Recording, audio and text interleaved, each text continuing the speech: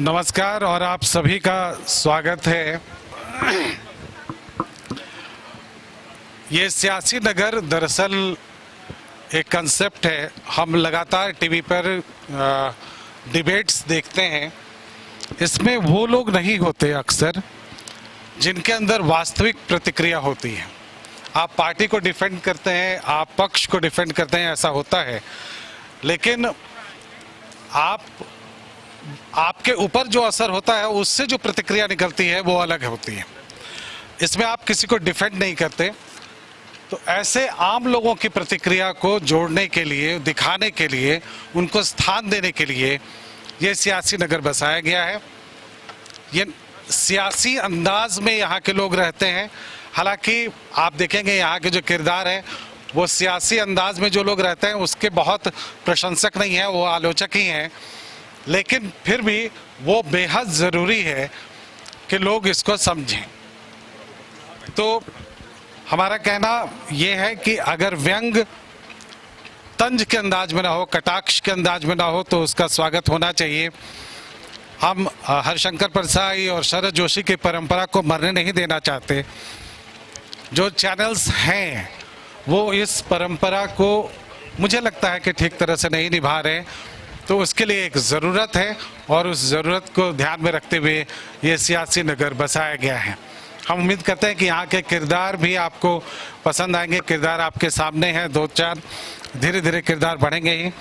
हम आपसे आग्रह करेंगे, माननीय मंत्री जी से आग्रह करेंगे कि वो अपनी प्रतिक्रिया ज़रूर दें।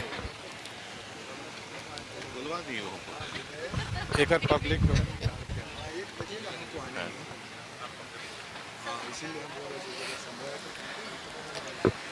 जी, बहुत बहुत धन्यवाद आपको कि इस सियासी नगर में आपने मुझे आज बुलाया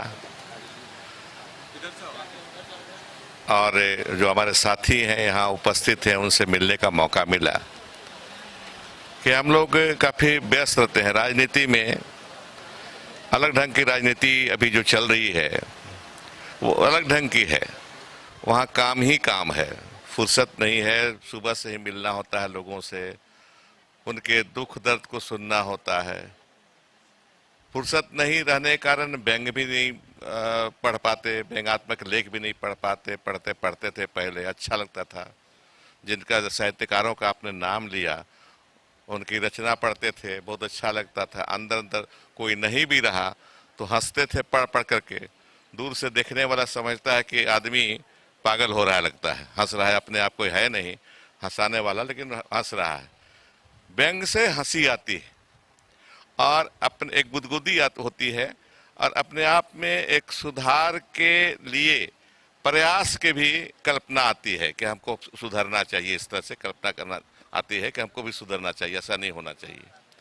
तो आपने यह प्रयास जो किया है और भविष्य में इसके बाद आप प्रयास करेंगे, व्यंग करेंगे किसी पर, तो मेरे ख्याल से उनको बुरा नहीं मानना चाहिए। हम लोग को तो आते थे, कल्चर है, बुरा न मानो होली है, एक कहते रहते हैं। होली के समय में गोबर फेंकते हैं, रंग के साथ साथ रंग भी फेंकते हैं, लेकिन गोबर भी, हमको भी गोबर फेंकता था सब। पुलिस में रहे हम तो हमारा सिपाही सब आता था तो गोबरे डाल देता था कभी कभी। वो व्यंग था एक तरह से, है ना। आप बड़े हैं लेकिन आज देखिए आप कुछ नहीं है हमारे सामने। एक व्यंग था लेकिन उसे सीख होती थी, अच्छा लगता है ये। तो इससे समाज को एक स्वस्थ समाज बनाने के लिए इसको व्यंग भी जरूरी होता है। और आपका जो प्रयास रहे, मैं ईश्वर से और लोगों से कहूँगा कि आपके इस प्रयास को आगे बढ़ाएं। बहुत बहुत धन्यवाद।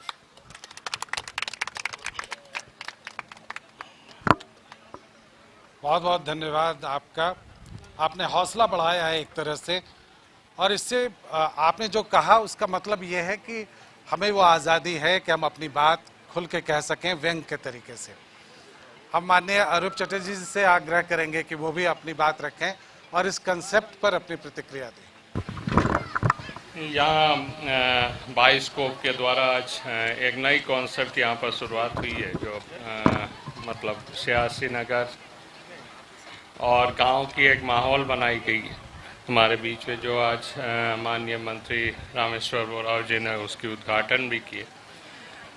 तो जो कॉन्सेप्ट है बाइस्कोप की वो है जो मतलब बैंक के माध्यम से विभिन्न राजनीतिक दल हो या दूसरे सियासी पार्टियां हो, इनको जो कमियां हैं उसको दर्शा। और देखिए, कहीं भी आज देश में सबसे ज़्यादा चर्चा का विषय ये है जो अगर सरकार है तो एक अच्छी विपक्ष या शक्तिशाली विपक्ष की भी बहुत ज़रूरी होती है। ये इसलिए जो सरकार की जो कमियां हैं वो दर्शाती है। अगर आप विधानसभा या पार्लियामेंट में भी देखेंगे, ये पक्ष और विपक्ष की जो बहस होती है वो इसलिए होती है जो सरकार की जो कमियां हैं वो तमाम चीज़ें उसको दिखाने की।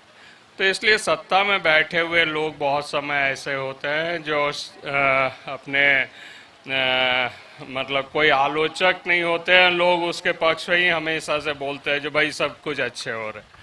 तो इस जगह पर अगर किसी की सबसे ज़्यादा ज़रूरत है तो वो मीडिया हम समझते हैं जो ये इनकी कमियां को दर्शा सकती है, लोगों के बीच में ला सकती है। उससे वो व्यक्ति या सत्ताधारी दल भी बहुत अच्छे तरीके से उस कमियों को ठीक करते हुए अच्छे तरीके से समाज के काम को लेकर आगे कर सकती है। तो आलोचना, समालोचना हम समझते हैं जो हर एक चीज़ में बहुत ही ज़रूरी होती है।